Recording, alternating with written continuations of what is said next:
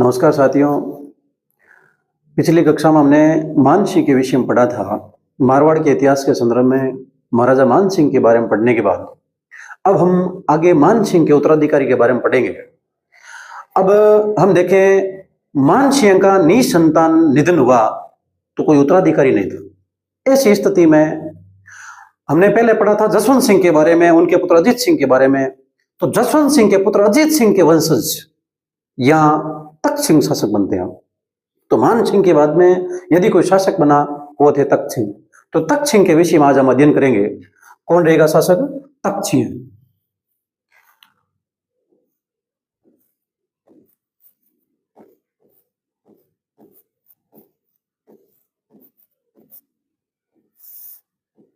तख्त सिंह और तख्त सिंह ये 1843 से 1873 तक शासक रहे। 1843 से 1873 ईस्वी तक शासक रहे हैं।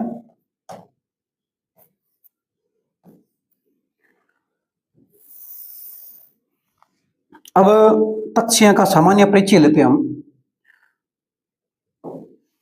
परिचय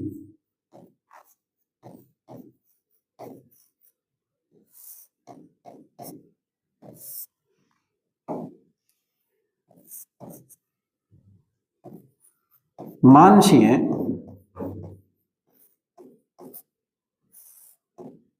की निसंतान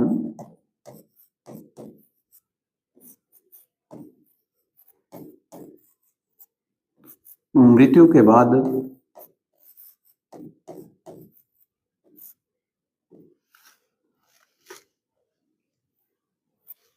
जसवंत सिंह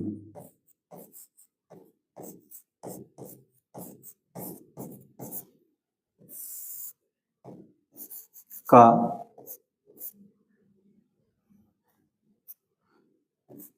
जसवंत सिंह के पुत्र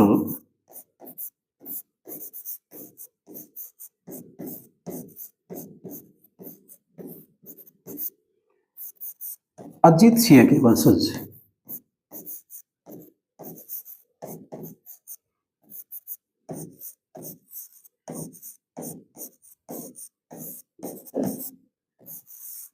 तख्त सिंह मारवाड़ के शासक बने। मारवाड़ के शासक बने। अब आपको बता दें, मारवाड़ के जिस समय तख्त सिंह शासक बने तो इनके राज्याभिषेक में कैप्टन लूडलो आए तो मारवाड़ के शासक बने। इनके राज्याभिषेक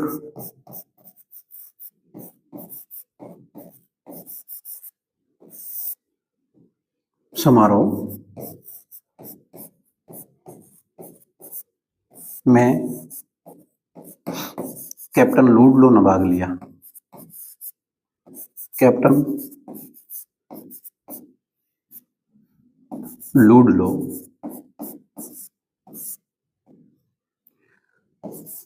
ने भाग लिया।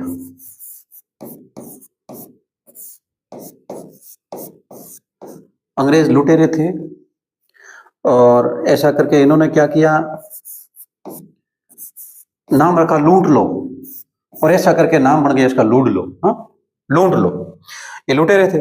तो कहने का मतलब देखें, परिचय के रूप में देखें हम तो मान सिंह की निसंतान मृत्यु के बाद में अब जसवंत सिंह के पुत्र अजीत सिंह का वंशज तख्त सिंह मारवाड़ की राजगद्दी पर बैठते हैं। और साथ ही हम देखें इनके राज्याभिषेक के अंदर कौन पधारते हैं? कैप्टन लूडलो। तो उसके बाद में देखें आगे जो सामान्य परिचय हमने लिया है किनका? तख्त सिंह का। अब इनके बाद में तख्त सिंह की बात की जाए तो तख्त सिंह के बाद में कोई इनका कोई कार्य है, प्रमुख कार्य है, तो वो देखते हैं हम। इनके कौन कौन से प्रमुख कार्य थे? तो प्रमुख कार्य,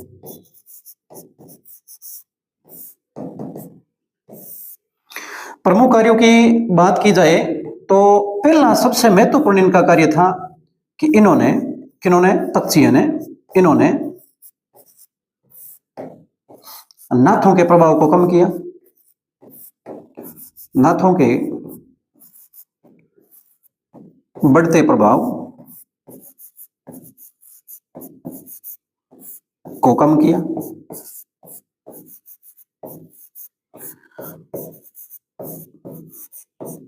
तथा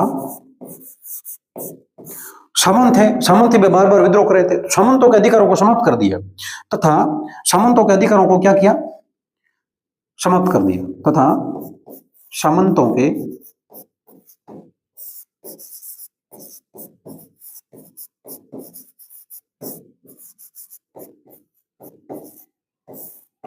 अधिकारों को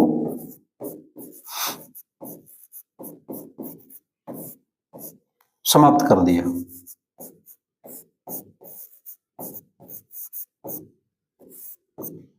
एक तो इनका प्रमुख कार्य के अंदर जो देखें तो पहला प्रमुख कार्य यह था।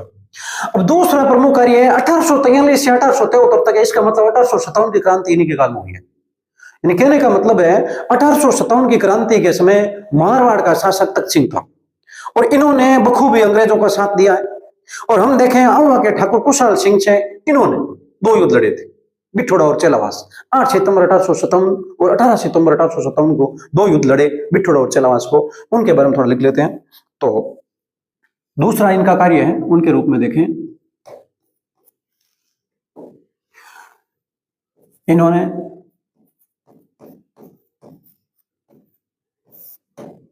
1857 की क्रांति में अंग्रेजों का साथ दिया।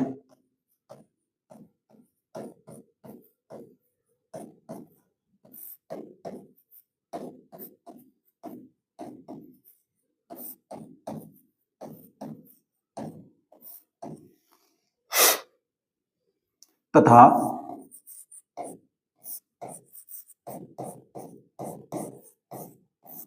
क्रांति के दौरान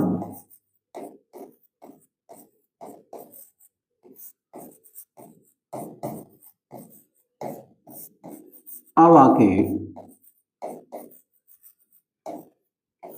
ठाकुर कुशाल सिंह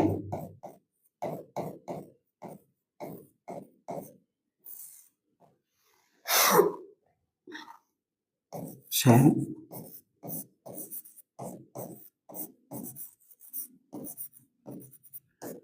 दो युद्धों में पराजित हुए। यानी तख्त सिंह हार गए थे, दो युद्धों में पराजित हुए। कौन कौन से युद्ध थे? तो पहला युद्ध था बिठोड़ा का युद्ध,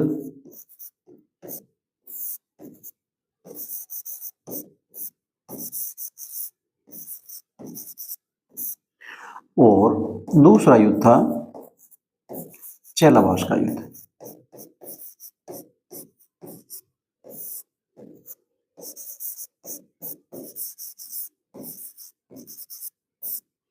और ये दोनों ही युद्ध है 8 सितंबर और 1800 सितंबर, जो 8 और 18 सितंबर 1857 को हुए थे।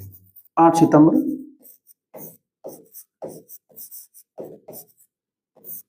1857 और एक हुआ 18 सितंबर 1857। हालांकि इन दोनों युद्धों का विस्तृत अध्ययन हम 1857 की क्रांति के दौरान करेंगे, लेकिन फिर भी हम एक सामान्य जानकारी के रूप में ये ले रहे हैं तख्त सिंह के विषय में जो पढ़े। तो देखें, जो 1857 की क्रांति के दौरान इन्होंने क्या किया, अंग्रेजों का साथ दिया। अब इसके बाद में यदि देखें तो इन्होंने क्या किया, एक रेल समझौता किया था और एक नमक समझौता किया था अंग्रेजों के साथ में। तो उसके बारे में थोड़ा लिख लेते हैं, रेल समझौता और नमक समझौता। तो रेल समझौता 1866 में हुआ और नमक समझौता है वो 1870 में हुआ।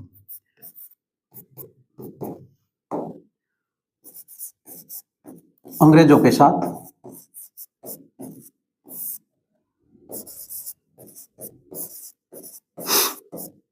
रेल समझौता किया,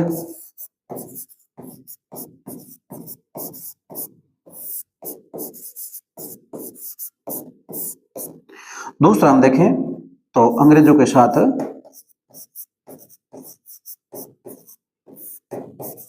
नमक समझौता किया। ये दो समझौता कर लिया अंग्रेजों के साथ में। अब 1876 की बात आ गई है, तो 1876 में एक घटना और हुई, उसके बारे में देखिए हम। लॉर्ड मेयो ने क्या किया, दरबार लगाया अंग्रेजों के साथ, सॉरी,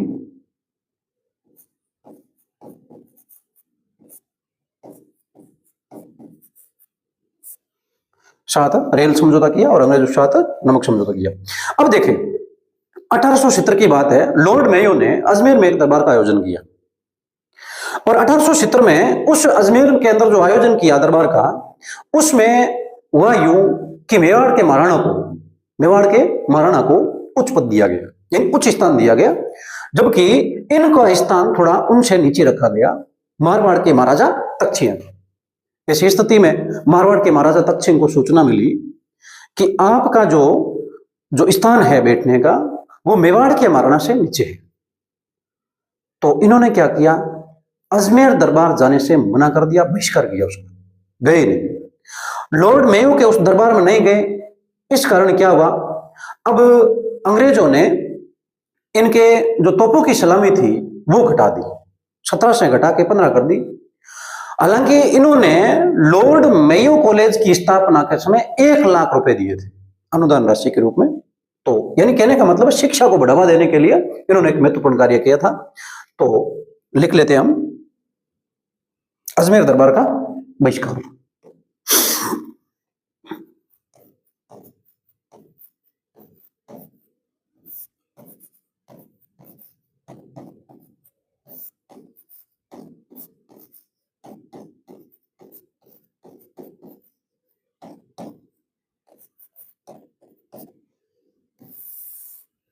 अजमेर दरबार का बहिष्कार कब हुआ, 1870 में। 1870 में जब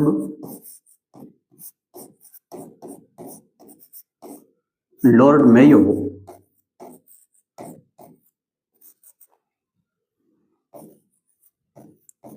के द्वारा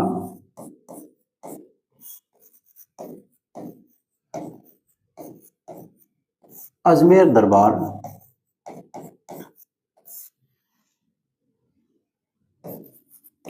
का आयोजन रखा गया, तब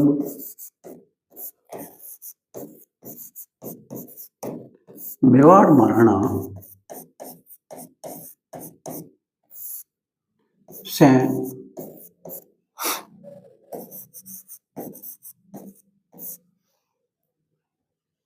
नीचे बैठने का स्थान दिए जाने के कारण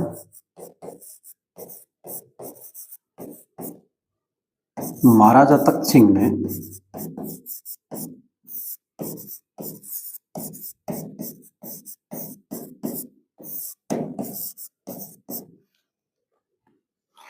अजमेर दरबार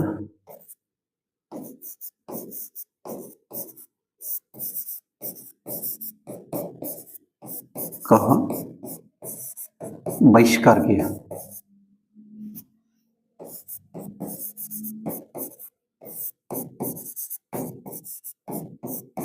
परिणाम स्वरूप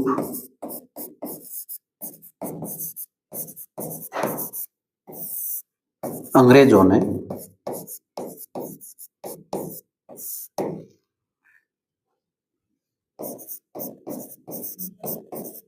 तोपों की सलामी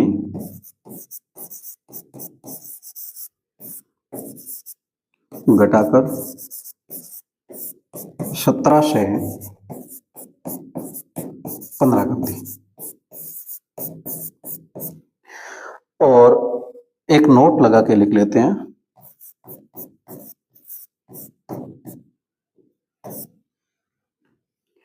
महाराजा तख्तसिंह ने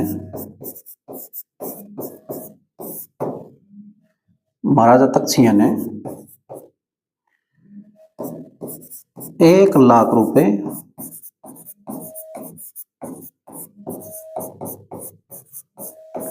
लॉर्ड मेयो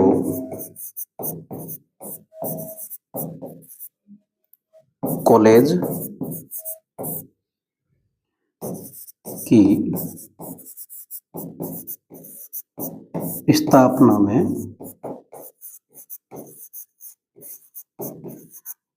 अनुदान स्वरूप दिए। कहने का मतलब है महाराजा तख्त सिंह ने क्या किया, 1 लाख रुपए लॉर्ड मेयो कॉलेज की स्थापना में अनुदान राशि के रूप में दिए।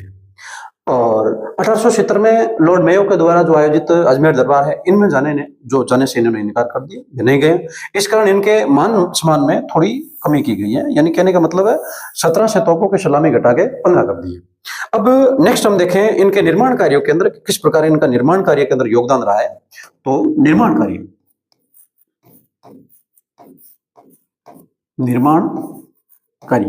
क्या क्या निर्माण करवाया। तो पहली बात, निर्माण कार्य क्या है, तो चामुंडा माता का मंदिर है, उनका इन्होंने क्या किया, पुनर्निर्माण करवाया। तो पहला तो चामुंडा माता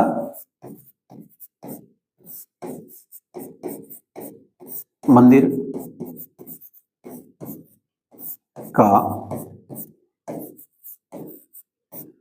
पुनर्निर्माण करवाया, यानी जीर्णोद्धार करवाया, उसको ठीक करवाया।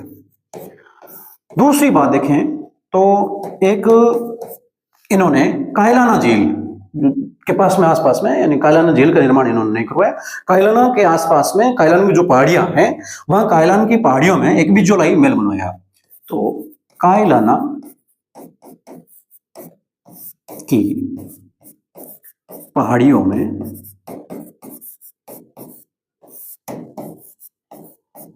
बिजोलाई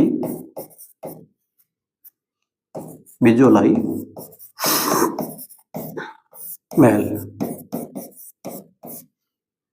का निर्माण करवाया। एक महत्वपूर्ण आता है श्रृंगार चौरी, जो जोधपुर के मेहरानगढ़ दुर्ग में बनवाई थी। तो जोधपुर के मेहरानगढ़ दुर्ग में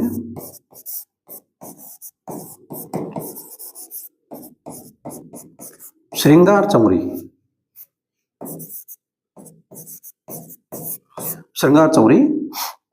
का निर्माण करवाया। यह इनके महत्वपूर्ण जो निर्माण कार्य के अंदर योगदान थे। अब साहित्य के अंदर देखें कि साहित्य के अंदर किस प्रकार का जो महाराजा तख्त सिंह का योगदान रहता है। तो साहित्य, महाराजा तख्त सिंह द्वारा या तख्त सिंह का साहित्य में योगदान,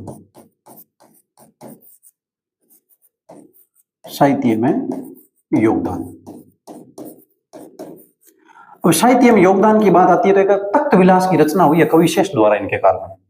किनके द्वारा? तख्त विलास की रचना कविशेष द्वारा करवाई गई है। तो कविशेष द्वारा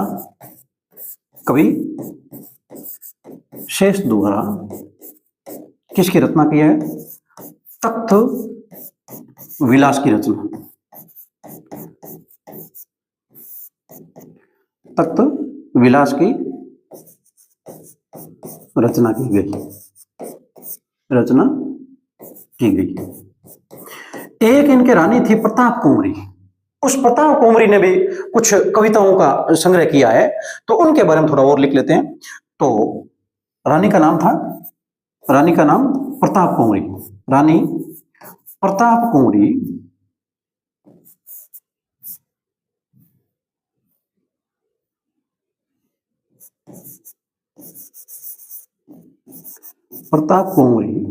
ने एक तो लिखा था हरिपदावली,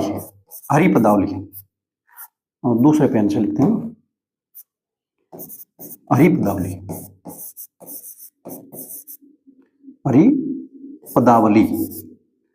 और एक लिखा था राम पदावली।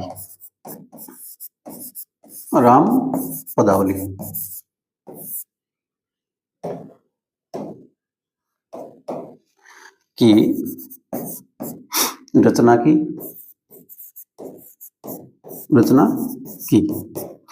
इनके द्वारा जो रचनाओं का संग्रह यानी कविताओं का संग्रह है, इनकी कविताओं का संग्रह किन में मिलता है? देखें, इनकी कविताओं का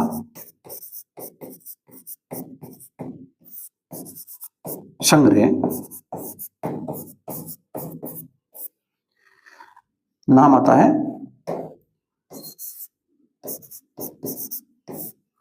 प्रताप कोमरी पदरत्नावली। प्रताप कोमरी पदरत्नावली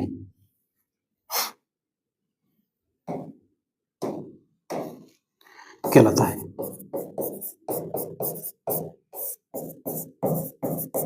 तो हमने क्या देखा, महाराजा तख्त सिंह के काल में साहित्य का योगदान किस प्रकार रहता है? तो साहित्य में योगदान इनका, उसमें जो कवि शेष द्वारा एक तख्त विलास की रचना की जाती है और इन महाराजा तख्त सिंह की रानी प्रताप कोमरी है, ये हरि पदावली और राम पदावली की रचना करते हैं।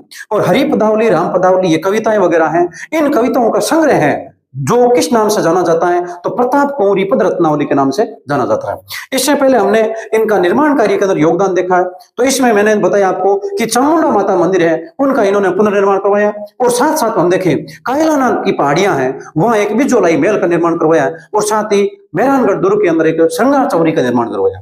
इससे पहले हमने पढ़ा क्या, अजमेर दरबार का बहिष्कार। तो मैंने बताया आपको अजमेर दरबार के अंदर लॉर्ड मेयो ने जो 1870 में अजमेर दरबार का आयोजन किया और अजमेर दरबार का आयोजन किया उस समय हम देखें, यहां पर देखें अजमेर दरबार के अंदर जो इनके जो अनुपस्थिति के कारण यानी इन्होंने बहिष्कार किया है, इस कारण इसके जो तोपों की सलामी है ये 17 से कितनी कर दी? 15 कर दी, घटा करके 15 कर दिया। तो इसी प्रकार साथियों हम आगे जो तख्त सिंह के बाद में शासक कौन बनेंगे उनके बारे में देखेंगे। तो यह महाराजा तख्त सिंह है। तो महाराजा तख्त सिंह के बाद में जो आगे अगली क्लास में हम दूसरे अन्य शासक के बारे में देखेंगे। तो इसी प्रकार आपका जो स्नेह और विश्वास बना रहे। धन्यवाद।